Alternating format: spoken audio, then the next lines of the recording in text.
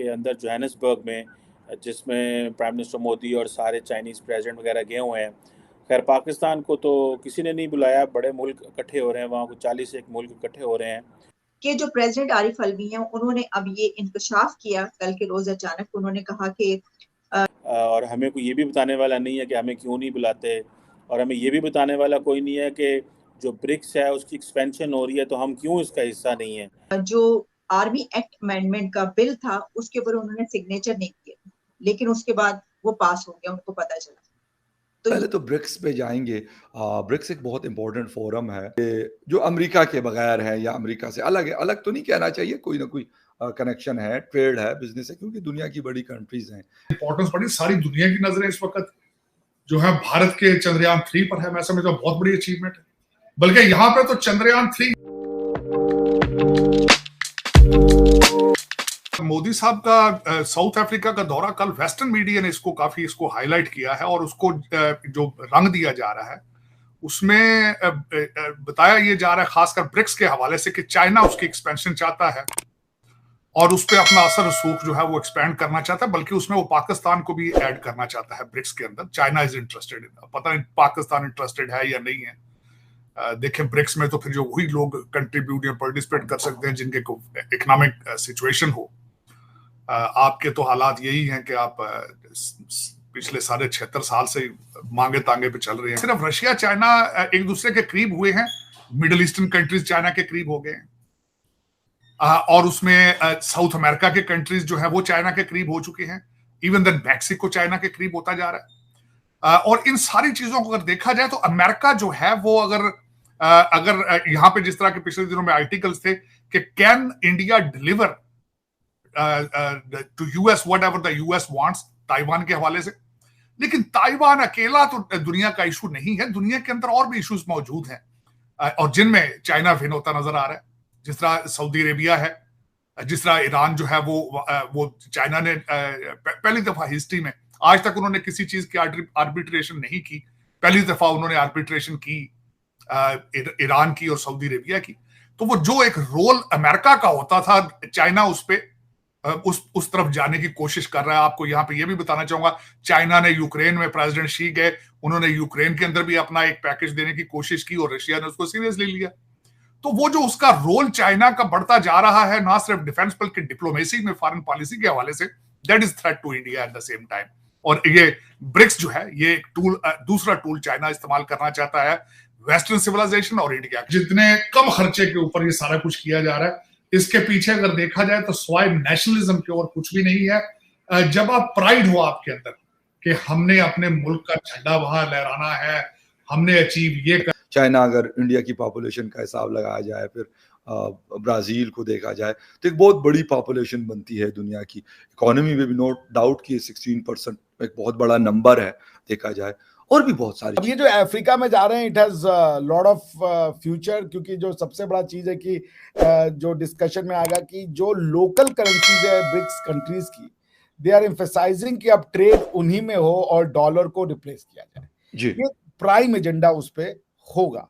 तो अब ये लोकल करेंसीज सिर्फ ब्रिक्स में नहीं, बाकी जो कंट्रीज हैं क्या वो भी लोकल करेंसीज को एक्सेप्ट करने के लिए तैयार? जहां से आपको थोड़े बहुत पैसे आने की गुंजाइश नजर आती है, आप भाग कर फौरन अपने सारे एग्स उस बास्केट में डालने की कोशिश करते हैं। जिस तरह अभी हम 5 मिनट पहले डिस्कस कर रहे थे कि इस वक्त पाकिस्तान के जो फ्यूचर के जो डिसीजन मेकर हैं वो कभी अमेरिका आने की कोशिश करते हैं या तस्वीरें खिंचाने की, कभी जाके चाइनीज एम्बेसी को, चाइना को राजी करने की कोशिश करते हैं कि हमारा रेलवे लाइन बिछाएं, हमें 58 मिलियन दिखाएं। कभी आपको गश पड़ते हैं अफगानिस्तान में जो डॉलर बनाए हैं उनके गश पड़ते हैं, कभी आपको जो सी पैक के आपने पिज्जे बनाए हैं कभी आपको उनके गश पड़ते हैं। यू आर कंफ्यूज्ड, आपको अभी तक जो है ना, you are delusional, living in fiction, no clear path forward in the right in front of you।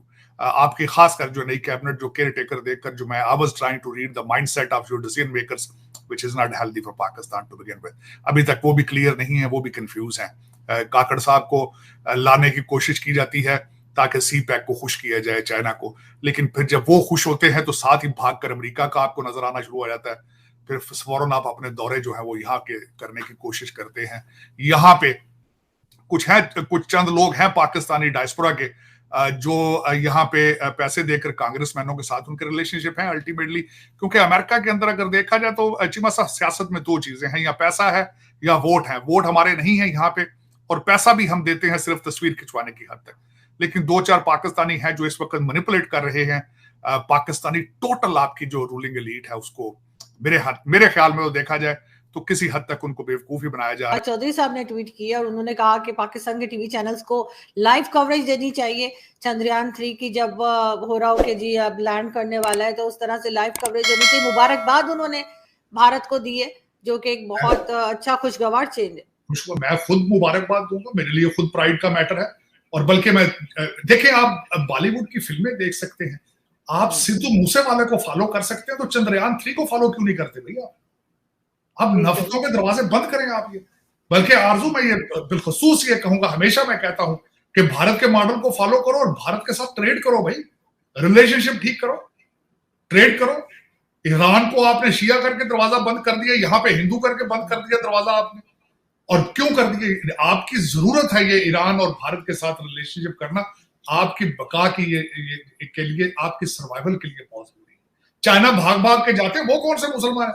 बल्कि वहां पे देखें आपके वीगर मुसलमानों के साथ क्या सलूक किया जाता है, लेकिन आप उनकी बात भी नहीं करना चाहते। आप उस चीज को आप नाक के नीचे फेंक देते हो, डाल देते हो चुप करके, क्योंकि वहां से किकबैक्स मिलती हैं, वहां से रिश्वत मिलती है, वहां से सारा फ्रॉड है, पीजे लेते हो सारा, इसलिए बात नहीं करते उसको।